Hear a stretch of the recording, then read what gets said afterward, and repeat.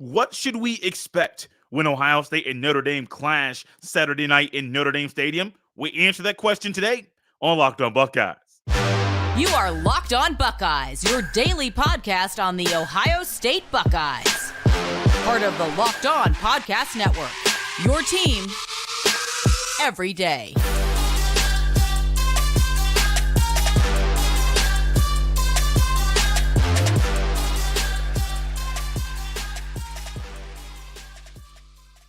It's the matchup we have all been waiting for between Ohio State and Notre Dame, and we are here to break it down here for you on this crossover between Locked On Buckeyes and Locked On Irish. What's up, guys? My name is Jase Stevens, the host of Locked On Buckeyes, and I'm here with Tyler Wojciak of Locked On Irish, and we got a big matchup this weekend. One at Notre Dame Stadium, South Bend, Indiana. Game day will be there. The Pat McAfee show will be there, and I'm excited, Tyler, to get in talking to you and dive into what this matchup will be for both teams. How you doing today? I'm doing great, man. Every day is one day closer to Saturday, which is great because I'm getting pretty antsy already. We're taping this on a Wednesday, and I'm already starting to feel it. Last night, we kind of struggled to get some sleep, so Saturday can't get here soon enough. Man, you are correct. This game is one that when I realized there'd be a home and home between Notre Dame and Ohio State, it's like one of those things you circle on your calendar. Didn't know Sam Hartman would be the quarterback for Notre Dame this year. That definitely changes things for the Buckeyes and for Notre Dame. Speaking of Notre Dame, what is the story of the team so far this season?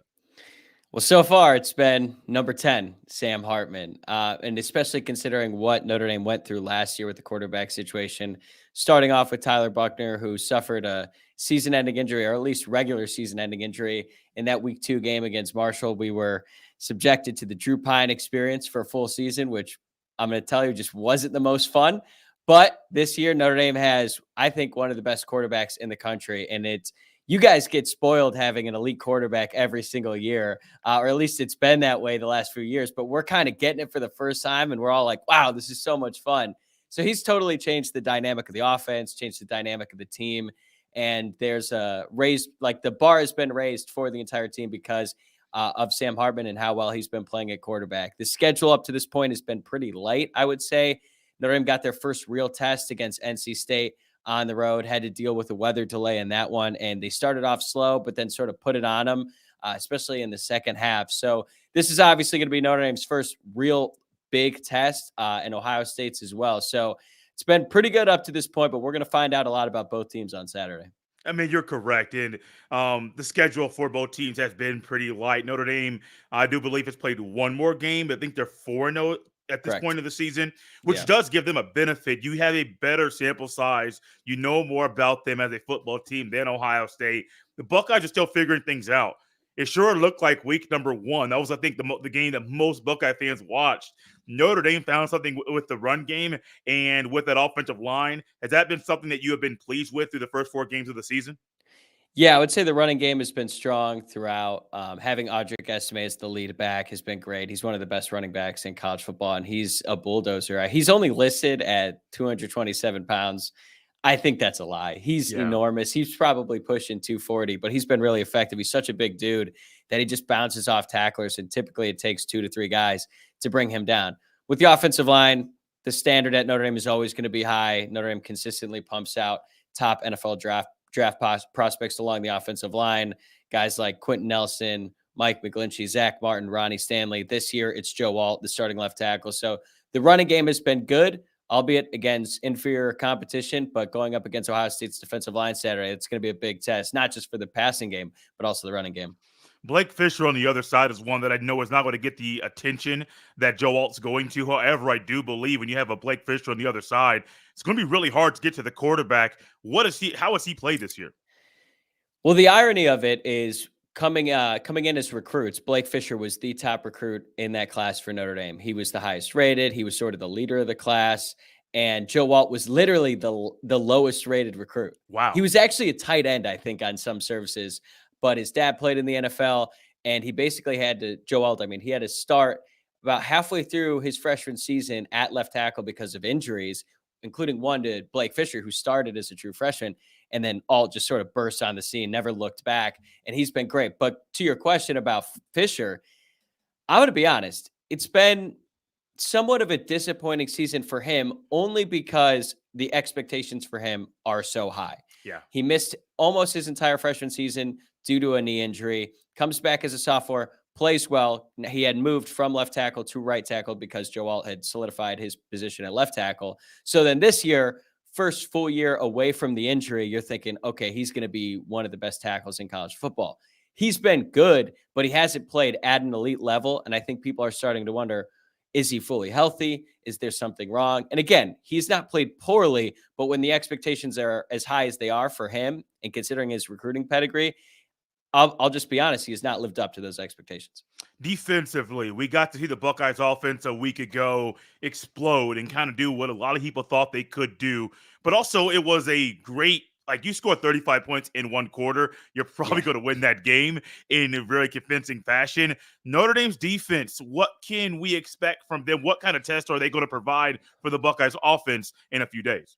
It's an experienced group, especially at linebacker. Notre Dame starts 3 fifth-year seniors at linebacker. They're getting J.D. Bertrand back. He plays the mic. He's Notre Dame's most reliable, I would say, of the 3. He's been around a long time. He was dealing with a concussion a couple weeks ago, so he missed the last game, but he'll be healthy and ready to go on Saturday. So you kind of have a lot of consistency there at linebacker.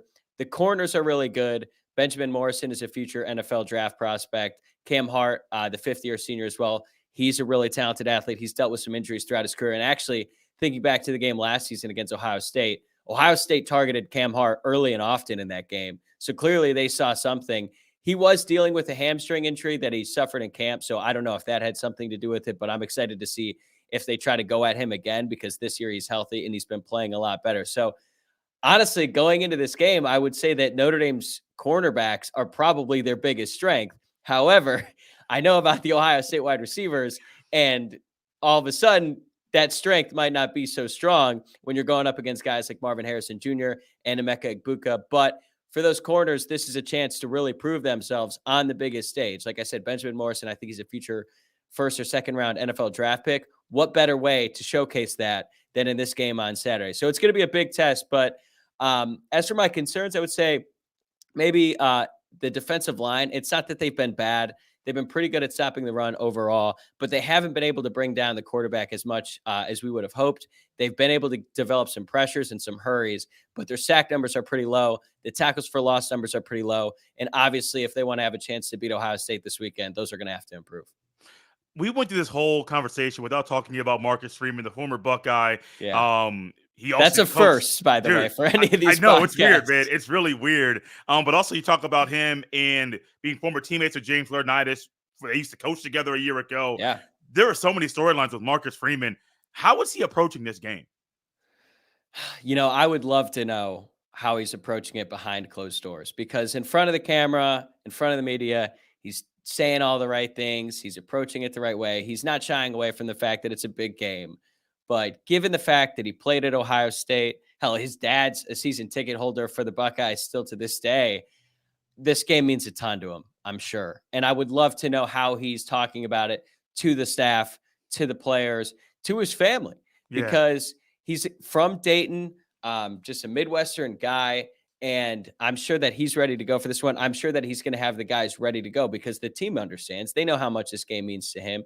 So, again, in front of the media, he was probably sick of all the questions. I know he was last year because he had to deal with it all offseason. And it was the first game of the year. So that's all he was dealing with. So he got visibly annoyed, I would say, by the end of it, which is totally understandable. The fact that this is Notre Dame's 5th game of the season is pretty nice for him because he's only subjected to these questions really for 1 or 2 weeks. But I'm sure he's up for it. And I'm sure that he wants this one maybe more than anyone on the entire team. Got to hear a lot and some good stuff coming from the Notre Dame side about how they're approaching the game and the players involved. What about the Buckeyes' point of view?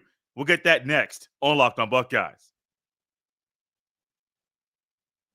This episode is brought to you by our friends at Jase Medical.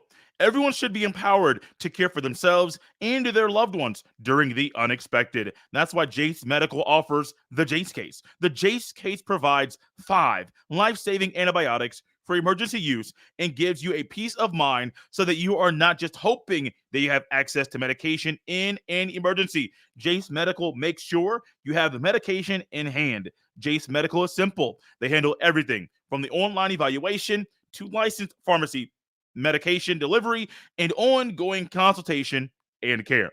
Don't get caught unprepared. Save more than $360 by getting these life-saving antibiotics with Jace Medical, plus an additional $20 off by using code LOCKEDON at checkout on jasemedical.com. That's JASE medical.com, promo code LOCKEDON.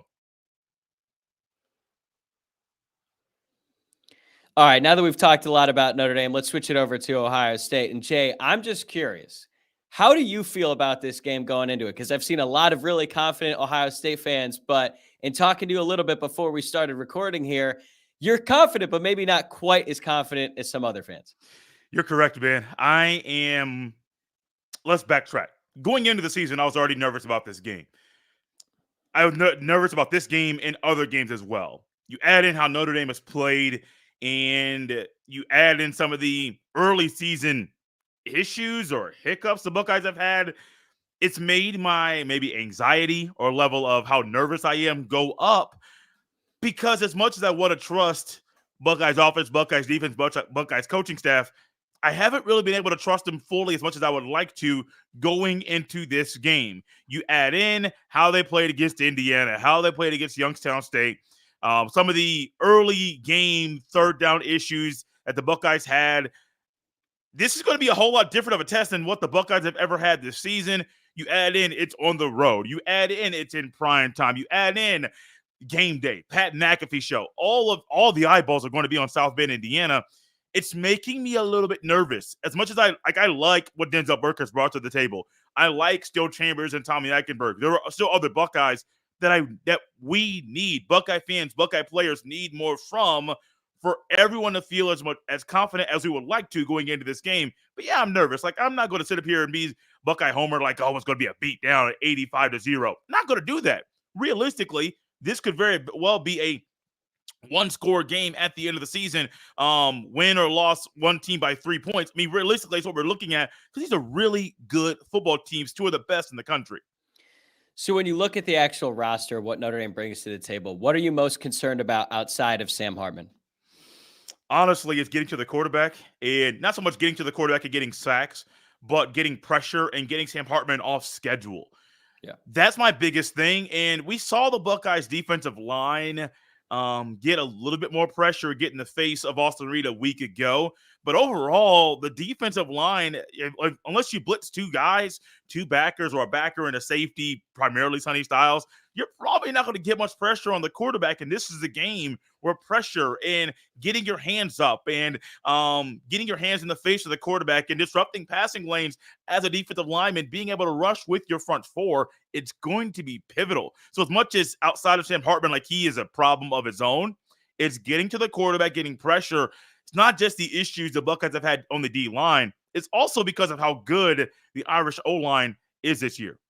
I'm honestly surprised you said that, because Ohio State's got some dudes on the defensive line. Like JT Tuimoloau, I've said this before, his game against Penn State last season was maybe one of, if not the best performances I've ever seen from a defensive lineman. The way he completely took over that game was kind of just, it's unheard of almost at the college level, but he's really good. Jack Sawyer is also very good. So personally, I'm concerned about that. So I'm surprised you said, but what gives you the most confidence? Like, what are you like, all right, we have some concerns for sure. We might not be as talented as we've been in recent years, but when you look at this Ohio State roster and specifically the matchup against Notre Dame, what are you most confident in? Which matchup?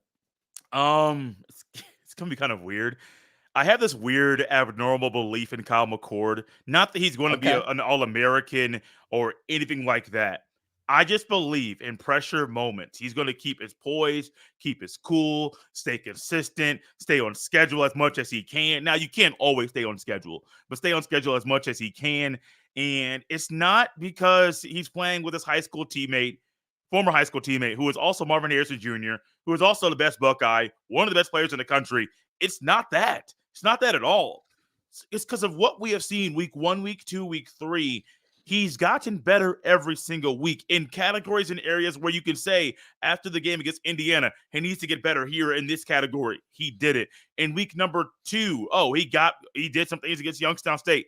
has to get better. He got better and showed that against Western Kentucky. And so he continues to get better, but it really, honestly, it's just his poise. This environment is going to be wild. I heard that they're going to be doing like a special light show in the game. Yeah. Wristbands that fans are going to have. They're going to be on the seats in the stadium. And then it's going to be, I don't know if it's a Katy Perry, Taylor Swift, some one of those big artists did some light show at one of their concerts. And it's going to be the same type of deal at this. And I'm like, look, buddy, it's going to be a different environment. Probably one that most of us have never seen before while watching a game. You got to stay cool, calm, and collected. And I believe Kyle McCord is able to do that in this game. Yeah, let's talk more about McCord, because personally, I thought it was interesting how Ryan Day handled the quarterback competition, letting it bleed into the season a little bit, and then giving McCord all the first team reps. It was clear that, his actions spoke louder than words, and he believed in Kyle McCord and thought that he was the better player and would make less mistakes come game time. What are some of the things that he struggled with early on in the season that he's improved upon up to this point? Week 1, it was just missing throws that you think he could make, or you thought like, hey, you're a quarterback at Ohio State. You can make some of these throws. Some of them were high. Some of them were low, which one was a completion to Marvin Harrison Jr., but it was clear Jr. had to go low to get the ball before it hit the ground. One of them was on the outstretched arms of Travion Henderson. So it's just like making some of those throws that should be routine, and he made them. Now, also in the moment, you did see that he did have a big arm. He could throw from one hash to the front corner of the end zone, far hash that is. So it's like he can make some throws, but it was more of the every down throws. Like, can you turn 1st and 10 to 2nd and 2 because you're dropping it back and making the right read and accurately throwing the football? And he's been able to do that. And so that there alone is going to be huge, because you're going to have to be able to go from 1st and 10 to 2nd and 3, maybe 1st and 15 to 2nd and 5. Why? Because these things might happen. And if Ryan Day is going to call a pass play on 1st down, 1, he believes his quarterback can make the throw, but 2, the quarterback has to believe he has the ability and capability to make that throw as well. Not only thinking it, but also doing it and applying what you know into practice and the action on the field. So Kyle McCord has been a pleasant surprise, but I'm with you, man. Like, this quarterback battle really didn't seem like one. I heard a college football analyst in the offseason discuss the quarterback competition at Ohio State and only mentioned Kyle McCord's name. And I was like, wait, there's 2 quarterbacks. I don't know what he's told behind closed doors. Like, I have no idea. But when we see what went down on the field, it definitely seemed like it was Kyle McCord's job to lose, not a true quarterback competition. But honestly, to me, he's earned the right to be called QB1 in Columbus. He is a good quarterback, and I'm excited to see how he handles a big stage in South Bend. It does seem like he's getting better at letting the defense dictate what he does and sort of just taking what the defense gives you, because with a coach like Ryan Day, you're going to be put into some really good positions. You just have to make the right reads. And I can actually think of a play against Youngstown State. I think it was like a 3rd and 11. And he sort of forced the ball to Emeka Egbuka in the middle of the field. Yeah. And he had a defender draped all over him. If he had just looked to the right, he had the curl route there. The safety was giving it to him. But then against Western Kentucky, every time there was a right read to make, it felt like he was making the right one. So there's obviously improvement there. It'll be interesting to see what Al Golden and the Notre Dame defense dial up to try to confuse him and try to put him in some interesting spots. But I do want to talk about the Ohio State defense, because I've been hearing the Silver Bullets are back. Tommy Eichenberg, brother of former Notre Dame tackle Liam Eichenberg. And I don't think I'm breaking any news here. Liam wasn't exactly pleased that Notre Dame did not recruit Tommy as hard as they did, and clearly should have, because he's proven to be a really capable college player. But when you look at the Ohio State defense going up against the Notre Dame offense, we've talked a little bit about the defensive line. What's going on with the Ohio State secondary? I know that they recruit really well every year, and they're loaded with speed and athleticism, but how do you think they'll fare going up against Notre Dame's passing attack? Honestly, going into the game, if this were week 1, I'd be extremely, extremely nervous. But the way that Denzel Burke has played, the Buckeyes coach is realizing having Sonny Styles on the field during obvious passing situations is not the best, because your personnel on the sidelines is better for that situation on the football field. Bringing in Jordan Hancock, Davidson Igbedos, and the Ole Miss transfer, playing good ball. He's going to get picked on because people don't really want to throw Denzel Burke's way, but he's going to get picked on, and he's been doing a good job so far. Honestly, the biggest surprise to me is Josh Proctor. Coming into the season, I didn't expect him to start. I thought Jahad Carter, the Syracuse transfer, would come in and start right away. But Josh Proctor has been a guy who has been very, very big in the run, like overall, just coming down and bringing hard hits in the run game, run stopping game, or almost got an interception a week ago. And I'm like, dude, it hit both your paws, just catch it. But there's a reason why he's playing defense. Yep. I am someone that I'm higher on this defensive secondary than normal because through 3 games, it's been one of the bright spots, bright units, best units of the entire team. Okay, real quick before we get to predictions. Has anyone checked Sonny Styles' birth certificate? Because Notre Dame was recruiting him really hard, and then when he picked Ohio State, that really was such a bummer for Notre Dame and the entire recruiting operation. Then he reclassified, and now when I see him, I'm like, that dude is not even 20 years old. He looks like a linebacker, and yet he's playing nickel. Dude, you sound like me because when I saw him, he was, I think, early in his junior season, junior year of school. It was beginning of the football season there. And I'm like, wait, ain't no way this kid is 17 There's years no old and he's a way. junior. I understand 6'4", 220, but most people that I know that are 6'4", 220 don't look like that in high school. Excuse me, don't look like that in their entire life. And he's 17 years old, and then he comes in, and the reclassification thing is interesting because it's always one of those, are you making the right decision? We saw Quinn Ewers do it. We're seeing Sonny Styles do it. We're going to see others do it as well. Sonny Styles seems like it was the right decision for him. Like, it was abnormal for me to hear it and think, oh, it was the right decision, because I didn't think that. It's abnormal for me to feel that it was the right decision now. But ultimately, Tyler, I do think it was the right decision because he got to school early, got to get on that Buckeye program, got to get on their weight training and nutrition and all that stuff. Year 2, sophomore, 18 years old, playing good football, man. And I'm glad he's on the team, and he's been a bright spot for the defense this year. Yeah, he's an incredible athlete. And I guess one thing with the reclassification is usually it's because the body needs more time to develop. It looks like Sonny's pretty developed. I actually saw a picture of him standing next to his older brother, Lorenzo, and he literally dwarfs him. So now that we've covered kind of both sides of the story here, Notre Dame and Ohio State, coming up after this, we'll get to some predictions.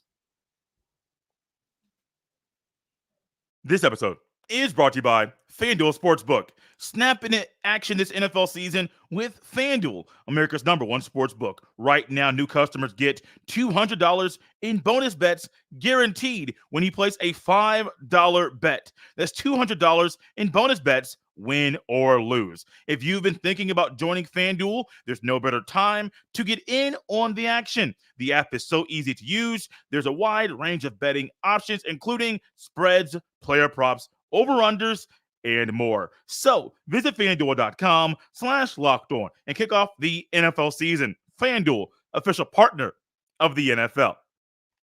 This episode is also brought to you by Billiards Plus. Billiards Plus has the best selection of pool tables, game tables, shuffleboard tables, and more, and the best service in Central Ohio.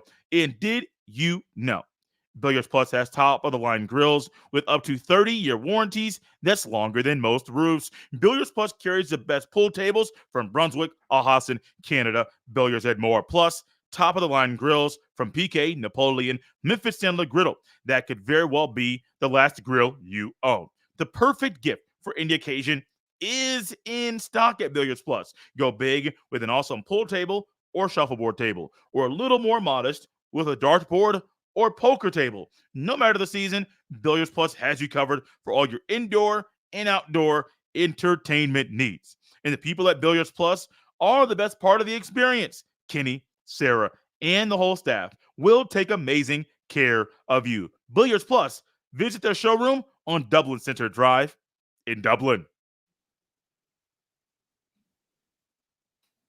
This game, Tyler, it's one of those that I've been saying it all show. All eyes will be on South Bend. Every single person that loves the sport will probably either be watching the game or have an eye on their phone about what the score is going to be.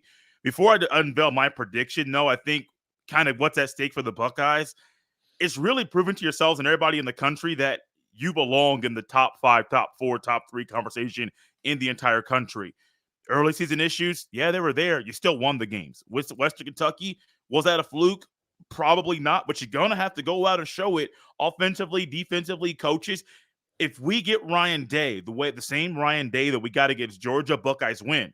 If we get Ryan Day that's coming out and not showing that aggression, there's a good chance the Buckeyes lose. But the Buckeyes, this is a great proving test for themselves and to see kind of what they're made of. Because this is not a game you're going to get. I think this is only I think I checked, the 8th time. I think I said 6 on the show recently. I think it's the eighth time these two schools have ever played in the history. Sounds odd when they're not that far away geographically, but I'm here for it. And I think the Buckeyes can really prove and show everybody what they're made of in this contest. Yeah, if there's one thing we could take away from this home and home is that these two teams need to play each other more often. And hopefully we get some more matchups down the road, because last year, despite the loss, the lead up and everything going into it was a ton of fun. And I'm so excited for this game. As for Notre Dame and what's at stake, I mean, it's hard to oversell it, honestly, because Notre Dame has played in big games before. They've been embarrassed in some big games before. And there's certainly a reputation around the program that they can't compete with the big dogs. And now is a perfect time to demonstrate to the entire country that not only can you play with these teams at Ohio State's level and, Alabama and Georgia and other teams who have been at the top of the sport for years, but that you can actually beat them on the field for 60 minutes. I don't think there's ever going to be a situation where Notre Dame is consistently able to out-recruit class after class for a variety of different reasons, but it's a rare instance where I think Notre Dame has the better quarterback, which has not been the case in a really long time, and a quarterback that is capable of winning at the highest level in Sam Hartman. So there is a little bit of a, if not now, when sort of sentiment, at least that I'm feeling about this game. I mean, this is going to be Sam Hartman's 50th start in college football, and it is going to be Kyle McCord's 4th.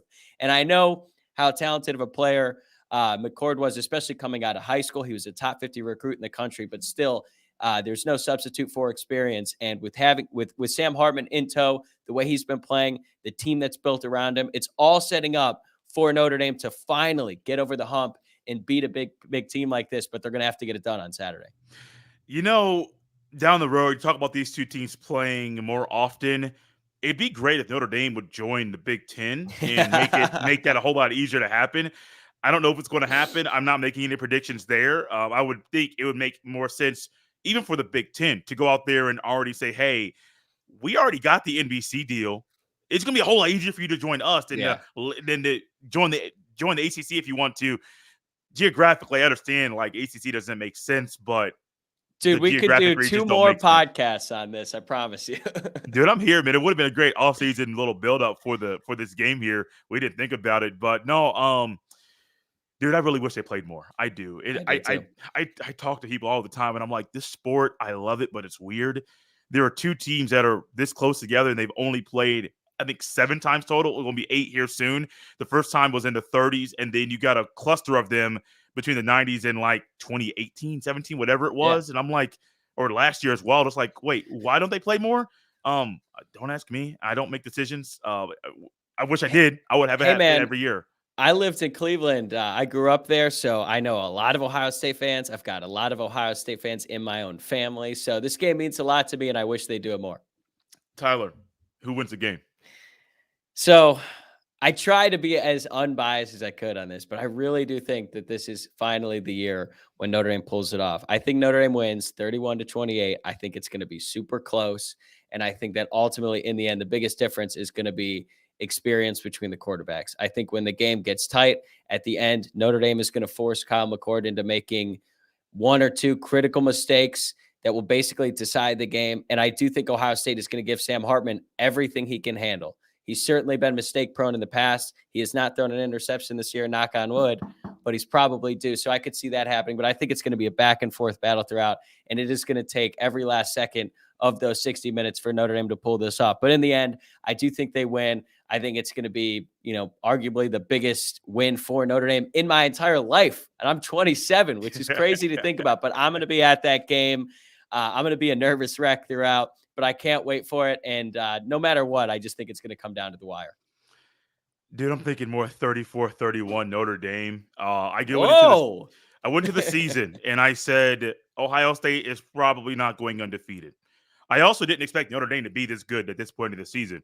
I think the extra game helps him out a lot. We've only really got one game where the Buckeyes offense looks like what we expect the Buckeyes offense to be. And it's not so much like the 35 points in a quarter. It's just how crisp they were during that quarter and the other portions of the game. My biggest hiccup, can the Buckeyes run the ball consistently? That's one of them. Can they stop Sam Hartman to slow him down during crucial points in the game? I think the secondary will be fine. I don't know if they're going to get the pass rush needed.